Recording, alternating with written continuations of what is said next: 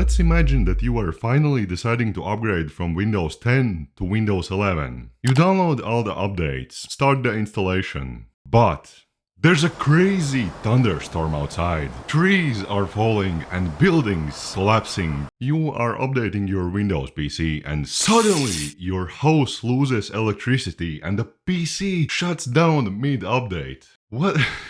What happens to your Windows PC in such scenario? Let me demonstrate.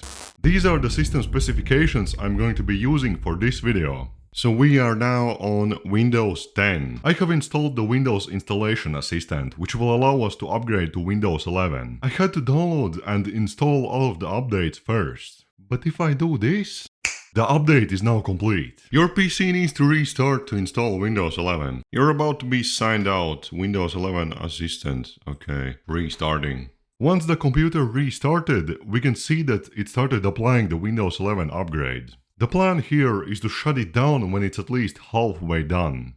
Once it jumped up to more than 50%, I pressed on force quit, typed in my password, and the machine was forcefully stopped. So let's just boot it up now and see what happens. Once Windows booted back up, we saw undoing changes made to your computer. It was undoing the update and rolling back things to how they were before the update to try and prevent damage. This process took quite a while to load. I got tired of waiting, so I decided to interrupt Windows and force quit during this process as well, just to try and break something. When I started Windows back up, recovery. Your PC could not turn off properly. On the recovery screen, I pressed enter to try to boot again. This time it did boot and we got to the same undoing changes screen. It once again took quite a few minutes just to go through this process. And then we saw the Windows 10 loading screen and were booted into our login screen. I logged into my account and right away the system seemed just fine. I also didn't lose any of my files. The ones that I downloaded yesterday, they were still present. So that's pretty cool. I checked out what happened to the Windows 11 update and I guess it wasn't fully gone from the system. But we did have to wait for the download to verify again and go through the installation